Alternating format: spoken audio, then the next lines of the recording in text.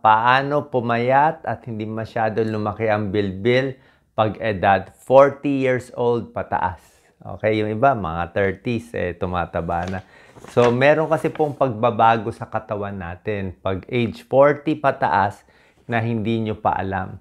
Kaya yung mga dating eating habits natin, nung bata pa tayo, teenager, di ba? Ako, teenager, puro malaking potato chips, maraming soft drinks. Yan ang gusto ng teenager. Tapos laro ng laro. Okay yan sana, pero pag tumatanda, hindi na po pwede. Bakit? Pag edad 40, 50 pataas, unang-una, babagal na metabolism mo. Ibig sabihin, mas mabagal na ang galaw, mas mabilis na tumaba. Sa mga lalaki, yung testosterone bumababa. So, yung muscle, lalaki o babae, lumiliit. So, pag lumiliit ang muscle, tapos lumalaki ang tiyan, mabagal ang galaw, mabilis na tayo tumaba. Tapos, yung tiyan natin, nagbabago na. Yung panunaw natin. Yung dating kaya mo kainin in 2 minutes, kaya mo kumain ng isang sandwich o hamburger, baka 1 minute pa lang, ubos na. Dati, pag kumain ka ng hamburger, 2 minutes lang, bali wala, di ba? Takbo, laro. Pero ngayon, pag kayo ay edad 50 na, subukan mo isang hamburger o isang platong kanin, kainin mo na mabilis, maiimpatyo ka na, sasakit na tiyan mo. Parang, uy, ayaw na matunaw. Bakit ayaw matunaw? Kasi pag tumatanda, nababawasan ang panunaw ng katawan. Yung mga pancreatic enzyme, yung mga enzyme mula sa tiyan, sa pancreas, sa gallbladder, nababawasan. So, hindi na matunaw. Tapos, yung lining ng bituka natin, medyo manipis na. Tapos, yung galaw ng bituka natin, mabagal na.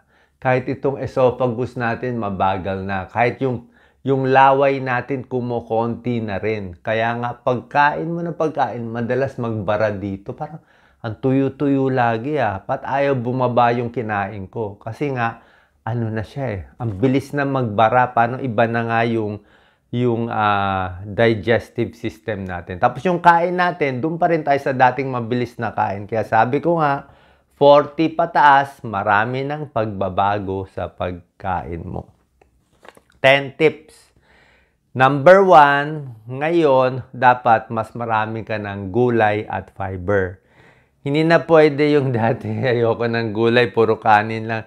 Dapat mas marami ng gulay, ampalaya, kangkong, spinach, cauliflower, kung anong gusto mo, okra, lahat yan. Mas marami ng gulay, at least 2 cups of vegetable in a day. Tapos mas marami ring prutas na hindi nakakataba. Mga prutas lang na pwede sa'yo, mansanas, peras, suha, konting orange, pongkam, pwede din naman yan. Konti lang, prutas, tapos gulay, marami-rami. Yan po maganda. Para sa tiyan yan Good for digestion. Kasi nga, pag tumatanda, constipated. Pag tumatanda, nagtitibi at nagkakaroon ng almoranas. Kaya kailangan mo maraming fiber, maraming prutas at gulay para mas makadumi maganda. Yung kanin binabawasan. Number 2, pag tumatanda, kailangan mo na kumain ng isda. Hindi na pwede. Kasi pag tumatanda, humihina rin ang puso. So, bilang internist, cardiologist, pag tumatanda, 40, 50, 60, dyan na yung mga sakit sa puso, atake sa puso. So, kailangan mo na kumain ng isda kasi merong omega-3 fatty acids. Ang omega-3 fatty acids ng isda, pwedeng bangus, tilapia, hasa-hasa, tamban, tuna, salmon, kung may pera ka. Ang maganda sa omega-3 fatty acids, pampaluwag ng ugat, anti-inflammation, so pampaganda pampababa ng triglyceride, ng taba sa katawan, pampaganda ng tibok ng puso, omega-3, sa blood pressure, okay lang, at maganda rin pampaluwag din ng ugat sa utak. Okay, good for the heart, good for the brain. So, kailangan natin itong omega-3 fatty acids sa isda para hindi magka-ulyanin, hindi magka-Alzheimer's, diabetes, at sakit sa puso. So, dadamihan. Pwede rin konting mani, healthy fats, mani na unsalted, walang asin dapat. Avocado, okay din. Okay? Number 3, very important itong number 3, portion control. Okay? Anong portion control? Self-control. Hindi na pwede yung gusto mong, yung takaw tingin. Pag tumingin ka kasi isip mo makakain mo lahat. Ngayon talaga, konti na. Kung kayo 20 years old, ang platong kanin mo ganito, o 20 years old ka. Pag 30 years old ka, ganito na lang ang kanin mo. Pag 40, dapat ganito ka na lang. Pag 50 years old, siguro 3/4 ka na lang ng kanin. Pag 60, 70, mga 3/4. Pakonti na pakonti yung kanin mo. Okay? Tapos yung ulam, padami ng padami konti. Pero mas matanda, paliit ng paliit ang kinakain. Bakit? Ang matatanda, pag tumatanda, konti na lang kailangan mong gasolina. Kumbaga sa kotse, konti lang dapat ilagay mong gasolina. Konti lang dapat ang pagkain mo. Ang humahaba ng buhay, sino? Malakas kumain, mahina kumain. Yung mahina kumain. Sino mahaba ang buhay? Mataba, payat, o normal? Normal, tsaka yung mas payat, mahaba buhay. Kasi konti na lang kailangan mo calories. Lagi na lang tayo nakaupo. Hindi tayo gana ng lalakad. Mabagal galaw ng bituka. Mabagal galaw ng katawan. So, konti na lang. Tingnan mo yung mga taga-Japan. Tingnan mo lahat ng above 100 years old. Ang papayat nila. Diba? Kaya portion control. Tapos yung kain mo parang kain ibon, konti-konti. Mabusog lang konti, tama na. Kasi pag sinobrahan mo, maimpatyo ka rin eh. Diba? Tsaka tataba. Pag tumaba, nandun na lahat ng sakit. High blood, diabetes, arthritis. Number 4, damihan ng tubig. Okay, tubig, 8, siguro pag senior, kahit 6 glasses of water, pwede na. Minimum. Pag hindi ka naman naiinitan, 6 na basong tubig sa isang araw po pwede na. Pero kung gusto mo 8 baso hanggang 10 baso, pwede. Hindi ko naman pag sinabi kong 8 glasses of water or 10 glasses, ako siguro nakaka-10 ako. Hindi naman ibig sabihin tubig lahat eh. Pwede mo gawing juice yung isa. O kaya lang, matamis yung juice. Pwede mo gawing buko yung isa. O kaya lang, buko. Pwede mo gawing kape o soft drinks yung isa. Kaya lang, matamis yun. So, mas maganda talaga tubig siya. Diba?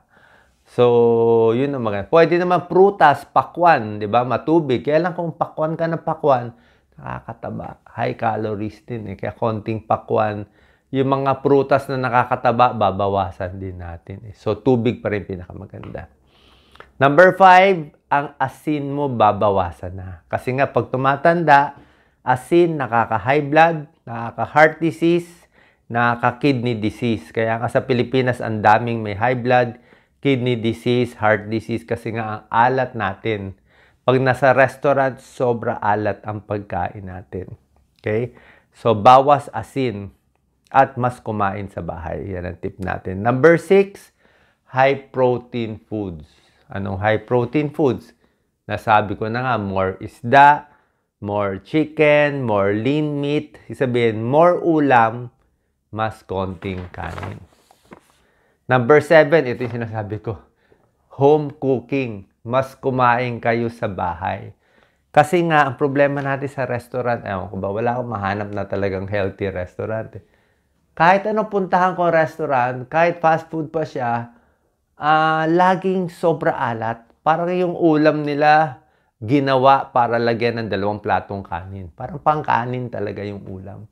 Hindi mo makakain yung ulam mag-isa. Sobra alat, sobra mamantika, sobrang iba talaga. Parang pagkain mo, parang masebo dito. Di ba? Alam niyo yun, di ba? Pag kumain kayo, parang sarap nga. Pero pagkain mo ang kapal-kapal dito, parang yung sebo na ipon dito. So, yung nakikita mo sa plato, pag nalamigan na sebo, pag nakain mo, sa tiyan mo magsisebo yun. Eh, di pangit naman, di ba? Mabara pa sa puso natin. Kaya pag number 7, home cooking, control mo. Home cooking, control mo ang sugar, konti lang. Control mo yung asin, konti lang. Control mo yung mantika. At kung ano-ano pang nilalagay nila, mas control mo eh, di ba? At pag sa bahay, mas mura at siguradong mas malinis. Di ba? Siyempre, ikaw kakain eh. Siyempre, lilinisan mo. Tsaka mas healthy, mas controlled mo yung gusto mo pag home cooking. Di ba? Number 8, pag tumatanda na, above 40, 50, 60, kailangan mo na high calcium foods. Okay? High calcium foods and vitamin D foods. Kasi nga, hihina na ang buto eh. Hihina na ang buto. Nakita niyo yung mga tips natin? Pagbabago sa pagkain, kanina tinuro ko omega-3 kasi hihina na ang puso. Sinabi ko maraming gulay kasi hihina na ang tiyan. Sinabi ko bawas asin kasi high blood na yan eh. Magkakaedad na. Diba? Omega-3, mauulyanin na. Hihina na memory natin. At yung buto, hihina na. Kaya ang number 8 tip natin, more calcium na. More vitamin D. Vitamin D pwede sa araw eh. Papaaraw konti. Sa itlog may vitamin D rin. Pwede naman 1 egg in a day. Walang sakit sa puso. 1 egg in a day. Kung takot kayo sa sakit sa puso, more egg white ang kainin nyo. Huwag na lang yung egg yolk. High calcium, pwedeng dilis. Dilis may buto. Pwedeng low-fat milk. Kung gusto nyo low-fat milk, may calcium. Pwede rin yung mga alternative. Meron kayong mga nuts na milk, eh, mga almond milk. Green leafy vegetables, may calcium din yan, konti. Number 9, syempre, yung paborito mo nung bata ka, medyo itakwil na. Okay, number 9, soft drinks, di ba? O mga iced tea, mga juice na puro tamis na wala naman talagang juice. O hindi na po pwede ngayon. O actually, inuuso ngayon ng soft drinks yung maliliit eh, para hindi ka na guilty eh. Pero kung ako minsan, kaya si Doc Lisa, minsan umiinom yan ng soft drinks. Pag ako, kaya gusto ko lang, nilalasahan ko lang, pwede lang 1 ounce lang, 2 lagok lang, tapos that's it. Diba? Kung gusto mo lang maalala, di tikman mo 2, pero wag mo ubusin. Kaya nga portion control eh. Diba? Kalimutan mo na yon. Tubig na lang, tsaan na lang. Pag tumatanda, hot water ka na. Kalimutan ko sabihin, hot water. Siyempre, pag matanda, mahina na panunaw, mainit para kalma. Kasi kung malamig, baka tumigas yung tiyan eh, mag-spasm. Less fast food pag tumatanda, less junk food, mga potato chips, kung ano-ano pang mga chips natin. Oh, hindi na po pwede. Mga donut, pambata. Yung mga maraming cream, di ba? Kahit yung kape na maraming pambata, yun eh. Hindi na pang matanda yun. Oh, wag tayong makiuso. Kasi sa matanda, dapat mas payat. Sa mga processed foods, mas gusto natin yung tunay na pagkain. Prutas, gulay, at lean meat. And number 10, pwede kumain ng rainbow, makukulay na pagkain. Diba? Ano ba yung rainbow? Ito yung red, orange, yellow, green, blue, indigo, violet. Diba? Roy G. Biv. Sabihin, ginawa ng Diyos, napakagaling ng Diyos, basta makulay siya na rainbow, maganda sa'yo. Bawat kulay may benefit. Actually, may video ako niyan eh. Red color para sa puso, strawberry red para sa puso, cherry para sa puso. Ano pa ba mga red natin? Okay? So lahat 'yan maganda para sa puso. Pag orange colored, ano maganda? Kamatis, orange to red. Carrot, orange, mga kalabasa, orange, 'di ba? Maganda sa mata, maganda sa puso, may lycopene. Yellow, ano bang mga yellow? Pakwan, may yellow pakwan. Bell pepper, yellow. Corn, yellow ang corn. Wag lang masyado maraming corn kasi carbohydrates din. Green, lahat ng green leafy vegetables, maganda sa tiyan. Diba? Anti-cancer, green. Roy G. Biv, ano ba green? Blue, indigo, violet. Ano yung mga blue? Ube, violet, diba? Ube, ang ganda ng ube. Mga ano pa ba kulay? Gabi, di ba? Dark color. Talong. Talong is violet, di ba? Lahat yan very healthy. Okay, so mas makulay, mas maganda. May blueberry. Naku, yung mga nasa abroad, pag nakakita kayo ng blueberry, kainin nyo. Naku, pampahaba ng buhay yan talaga. Antioxidant, anti-cancer. Kaya, alam ko mahirap maging overseas worker, pero mas maraming healthy food sa ibang bansa. Baka makakuha kayo na mas mura kung ano man meron sa kanila. Kainin nyo na basta konti-konti. So, rainbow colored, pag iba-iba ang kulay, mas maganda. Okay? And lastly, syempre, ito pinang mahirap. Pagpapapayat, syempre, mas maganda may timbangan. Para makita mo talaga, alam ko marami sa inyo galit sa timbangan, ayaw magtimbang, galit. Kasi niloloko daw sila ng timbangan, mali yung timbangan. Pero pag nagtimbang ka, nakita mo tumataba ka every few days, ay mapipilitan ka na magbawas ng pagkain. Okay? So, bawat bawas ng pagkain, dapat happy ka. Kung may chocolate cake na binigay sa'yo, tapos tinanggihan mo, okay? Hindi mo kinain, dapat mag-celebrate ka.